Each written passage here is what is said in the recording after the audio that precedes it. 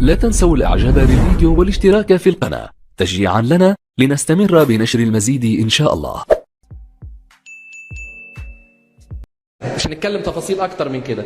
تعالوا ناخد بقى رؤية عن التسبيحة ككل. مثلا التسبيحة بنخش نصليها ونخلصها وخلاص، اللي حافظ ألحان بيقول، مش حافظ. لكن لو ننقل رؤية لينا احنا نعيش بيها والولاد يعيشوا بيها، لازم اولا افهمهم ان التسبيح ده حالة جميلة من وجود السماء على الارض.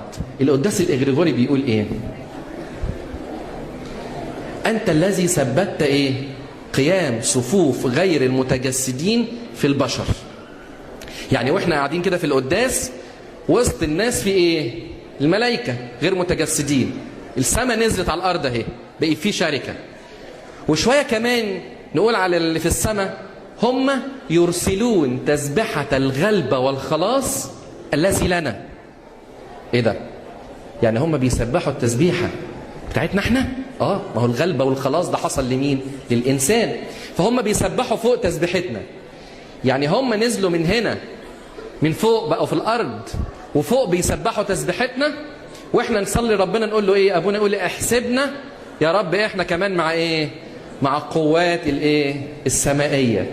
فحالة احنا ما نعرفش هي السماء اللي نزلت على الارض ولا الارض اللي راحت للسماء.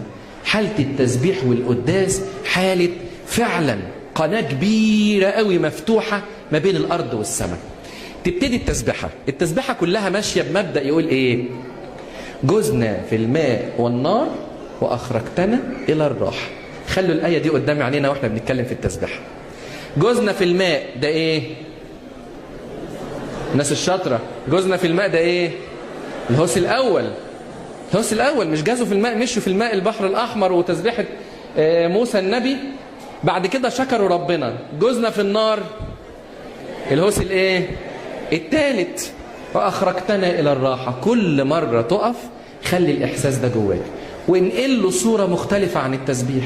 يعني مثلا قوموا يا بني النور بتتقال ازاي؟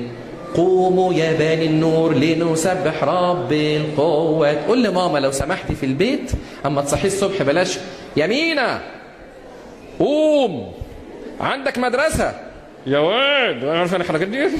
قول لها من فضلك لما تصحي قولي له ايه؟ قوموا يا بني النور لنسبح رب القوات. هو اللي احنا عامل زي كده زن لكي ينعم لنا بخلاص نفوسنا. قوم بقى عندما نقف أمامك جسديا، بلاش كسل. انزع عن عقولنا نوم الغفلة. مش قادر أقوم، اعطينا يا رب يقظة لكي نفهم. هتقوم برضه. هو اللحن ماشي كده. حسسه بالروح دي. بعد كده أديني قمت، عايز مني إيه؟ أنا عايز أحكي لك حكاية بس. شفت اللي حصل؟ إيه اللي حصل؟ أبدا. توتي أفهوسن جيمو يسيس نمن نشيرن بإسرائيل إيطايهو زي حينئذ سبح موسى وبان. احكي لك حكايه، انا مقومك احكي لك حكايه حلوه. اسرائيل بهذه التسبيحه الجديده للرب وقالوا فلنسبح الرب لانه بالمجد قد تمجد. طب نسبحه ليه؟ اصل اشرح لك. الفرس وراكبه طرحهما في البحر معيني وساتري صار لي خلاصا. ده على كده بقى ربنا ده مش اي حد. ده الرب مكسر الحروب، الرب اسمه مركبة فرعون. واقعد احكي له.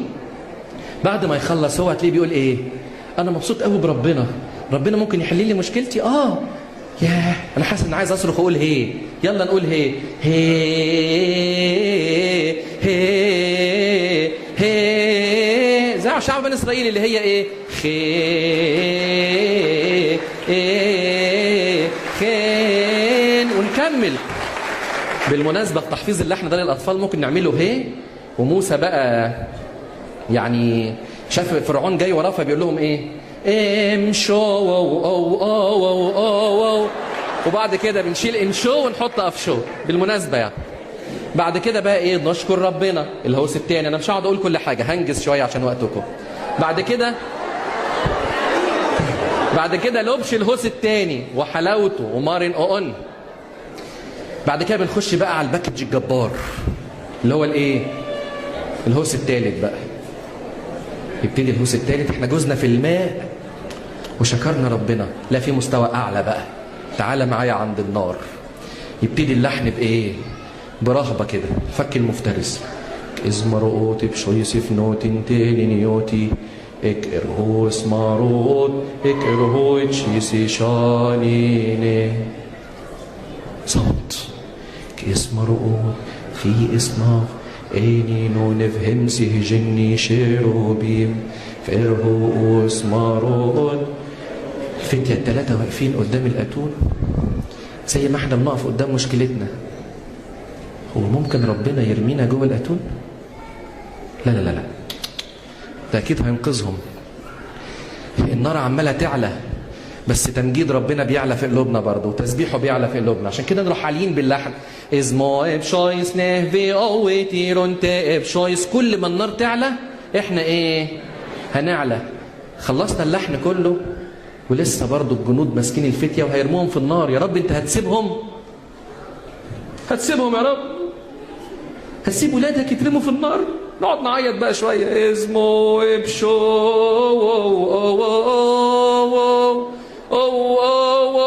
زي طفل بيعيط في الآخر ما حدش يسمع. بتعيطوا على مين كده؟ أنانياس أزارياس. مشكلة، هيترموا خلاص. ميسائيل، عشان خلاص خدوهم عملوا ايه؟ رموهم في الأتون. ايه ده؟ رموهم في الأتون وربنا سابهم يترموا في الأتون. وده مناسب للي احنا فيه دلوقتي. لما نقل له النغم للولد بالحالة اللي هو عايشها وبيشوفها على التلفزيون وبتعمل مشاكل وناس مجروحة، ربنا بيسمح ان يترموا في الجرح، بس ما تخافش، ده هو جوه. معقولة؟ هوس ايروف ايه ده؟ ده في جوه ايه؟ شبيه بابن الآلهة. ده ربنا معاهم جوه الأتون. تلاقوا الناس دايما تبقى ايه؟ شمامسك اللحظة دي الدف يضرب جامد وتتغير الحالة.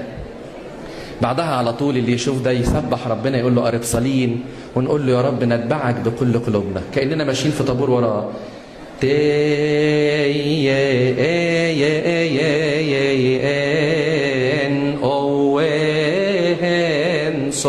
والنغمة تبقى وقورة قوي. ليه؟ خلاص بعد اللي شفته، حتى لو جوه الأتون أنا وراك. المهم مش عايز أطول عليكم، نوصل بسرعة كده، نمشي بسرعة، هنوصل للمجمع. الطفل بيجي في المجمع أو الناس كلها تبقى مش عارفة تقول الأسماء بسرعة. وكم 70 ربع.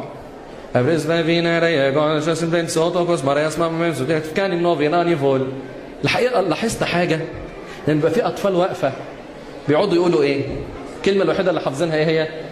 فكان النوفيناني فول، فكان النوفيناني فول. هتلاقوا الكنيسة كده صوت واحد أو اتنين ومرة واحدة تفكان النوفيناني فول. فحسيت المنظر عامل زي إيه؟ زي طفل صغنطوط كده ماشي جنب باباه. بابا عايز ايه يا حبيبي؟ عاوز اللعبة دي. سنة. بابا عايز اللعبة دي. بابا عايز اللعبة دي. بابا في الآخر يقول له طب خدها، خلاص اسكت هجيبها لك. احنا عاملين زيها بالظبط. تفكان النوفي ناني فول، تفكان النوفي ناني فول، تفكان النوفي ناني فول. خلاص هغفرها، كفاية بشفاعة القديسين دول هغفرها، أنا موافق. تحسوا ربنا بيقول لنا كده ليه الصلاة بلجاجة. اللي عايز أقوله عشان ما أطولش في النقطة دي، أنا مش قصدي أقول التسبيحة ننقلها إزاي، لكن قصدي موديل نعيش الولاد ونعيش إحنا إزاي. بلاش الجمود في نقل الكنيسة.